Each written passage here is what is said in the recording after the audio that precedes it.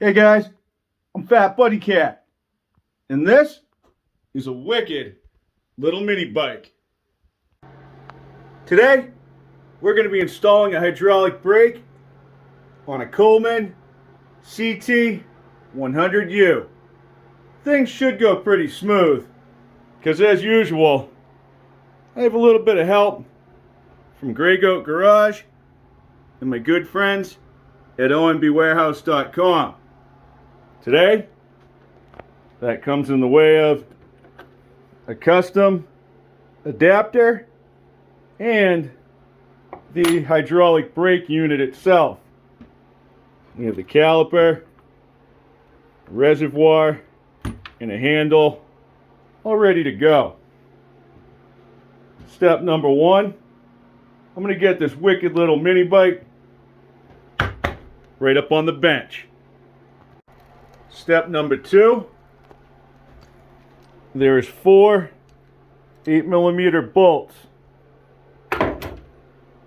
2 holding the caliper onto the frame, and another 2 holding the handle onto the bars. We're going to remove all 4 of those. There's spacers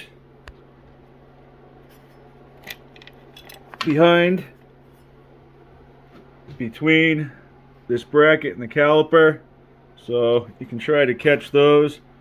I actually have a spacer and a washer from when I recentered the back wheel on this bad boy. This one will probably just fall straight now. Check that out. Yeah, buddy. We're going to remove the caliper.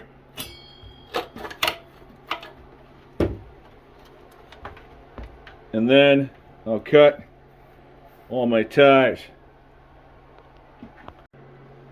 I just unrouted the caliper and the cable, so I have a straight shot up to the handle. These bolts are already loose. I'll just back them right out. Snag one. And I'll grab the other. Then when the handle falls down,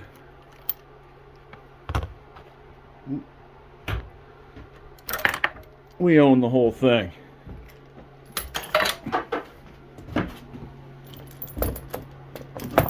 I'll put a zip tie on that and hang it on the wall like a trophy.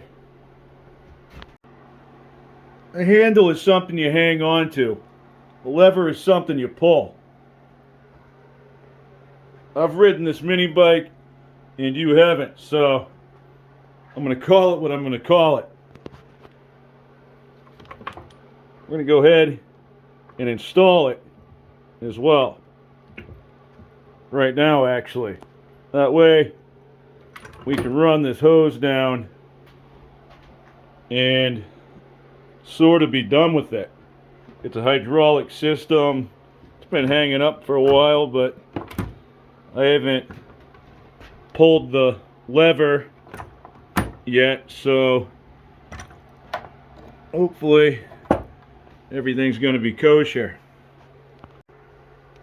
We're working with the same 8mm size on the hardware. This routed through and down the same exact way as the cable from the brake before it. That part was butter. This next part is where it gets a little tricky. This caliper does not fit on the factory bracket. Ergo, why we're using an adapter in the first place. This adapter has an anchor point, which happens to be the axle. We now have to remove the rear wheel. The only thing holding me back there is the axle itself and the chain. So I'll drop the chain and pull the axle. I've busted out my trusty cooler and I propped up the rear of the mini bike. With the wheel off and the axle in front of me, I can see what we're working with. The side with the nut has a little bit of scumbag overspray on it. And that's just from when I was doing some surgery on the chain guard hangers. It's looking pretty boss now. That's important because we're going to leave this short spacer and these two washers in the equation. Going to remove this long spacer and washer that I had over on the rotor side. I'll reinstall it with our adapter, which will just be flopping in the breeze for now, but once it's on there and it's held by its anchor point, we'll be able to pivot it up and figure out where to go from there. I have the wheel on. We'll turn the adapter up. If you can't read the Ct100 part, then you have it on backwards, and I believe backwards is also upside down. There's two holes left on the adapter. There's two holes on this stock bracket. We're not worried about the bottom one, we're just using the top one. The bottom hole, this one here, on the adapter, is the hole that's going to be used to space the caliper towards the rotor. Remember, the stock one had a couple spacers. This kit came with one. Every application could be a little bit different. I recentered my back wheel, so I added one washer to this side and two washers to that side on top of what they had for factory. So if this kit was meant to work with factory, it might need a little modification to fit my needs. We're about to find out. This kit also came with two bolts. There's a 10mm and an 8mm. The 10's a little bit longer, and that's going to be the one that passes through the spacer in the adapter and threads into the caliper, and that will hold the caliper over the rotor. What I need to find out is the size of the spacer I'm going to need to get the caliper over the rotor. Alright, so we took off the long spacer and the washer from the axle equation. This distance still needs to be right here. So I'm going to tighten the axle until I have 1 3/8. That's what this measures out to. So if the rim is tight over here and we bring the axle home, it'll squeeze the frame together. We'll hit 1 3/8 and stop. Here, I'll make it real easy on you in case you didn't understand that. Put my tape measure right up against the race on the bearing. I'll measure over to the axle hanger on the frame. Right now, I'm at 1.5 inches. I'm going to go ahead and tighten this until that same exact measurement reads 1 3/8. Get back on that race there. 1 3/8. Okay. now we have to get the caliper centered over the rotor. I'm just going to manually place it there. Okay, and what we're looking for is the distance between this bracket and the caliper. The adapter is going to come around. That'll be part of it. So, minus the adapter, get you some light. It looks like, make sure I'm not caught up. That way we're floating. Okay, you see my finger down here wiggling away? That's the space we're looking at. Put the adapter in there. I'd say that the spacer that came with the kit might not work, but the one that was holding the factory brake on might. Let me give that a whirl. I have both bolts holding the adapter and the caliper together. The top one is snug.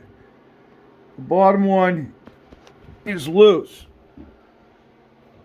Using the factory spacer isn't going to cut it.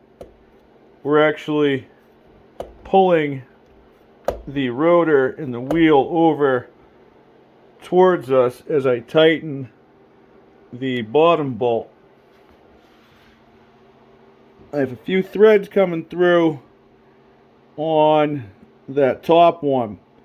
I'm going to add a lock washer behind the head of the bolt. I'll shim it out with that on the final assembly so that those threads aren't there. Down below, I'm going to need more spacer and maybe some more bolt. Let's see what happens if I use the factory spacer and the little one that came with the kit. Maybe that'll get it. I have a longer bolt.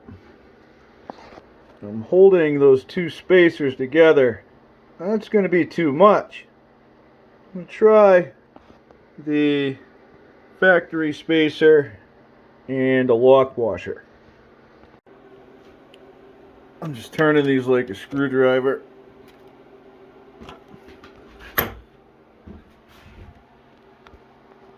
Yep, that's going to get it. Look right in at the rotor. Alright, in the caliper. Alright, you see the shoe? It's easier to see it without the light because of the glare. We're just a hair off the face of the rotor. We're definitely pushed over. Yeah, buddy. Just barely skimming. It's exactly what we want.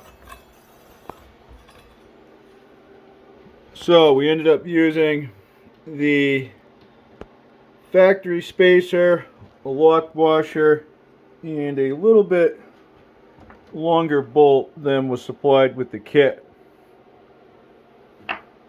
That's actually one of the factory bolts, I think.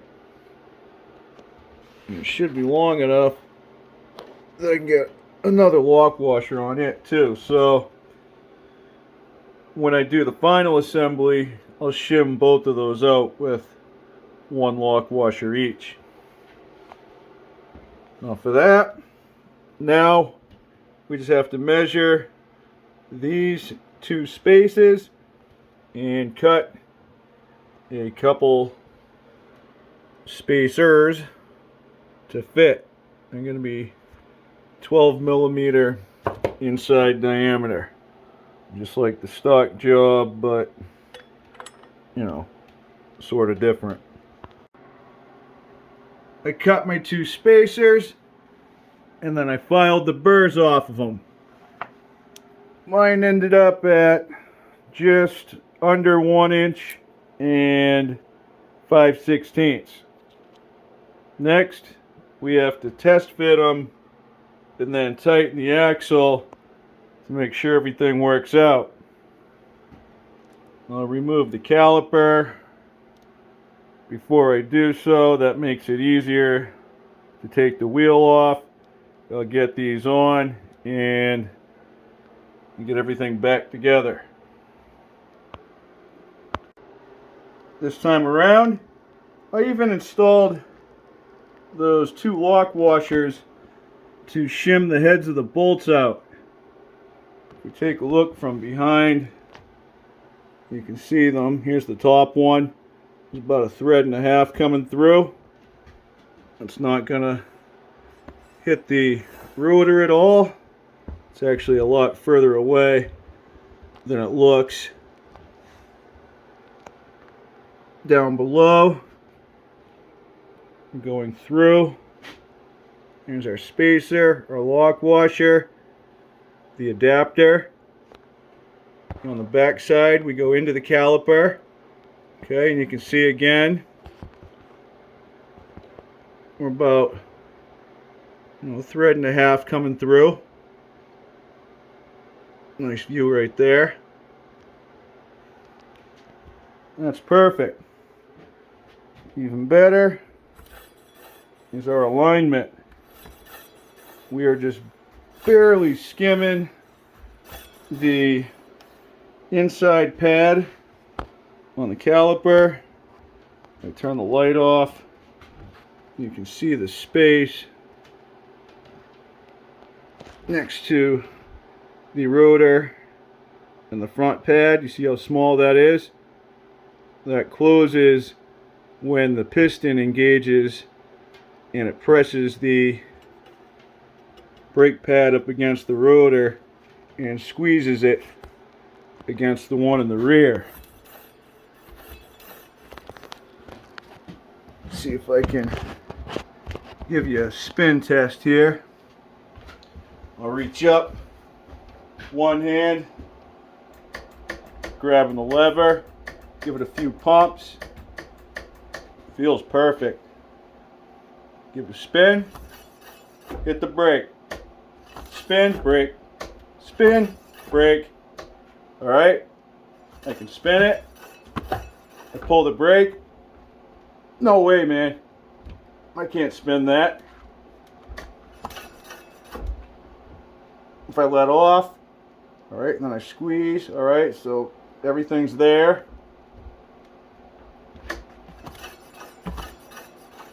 It's not going to get any worse, it's only going to get better. Wham bam bla jam. Now, I just got to take it apart one more time and paint the adapter so that it doesn't rust. I'm not going to go crazy here. I just wiped her down with some lacquer thinner on a rag.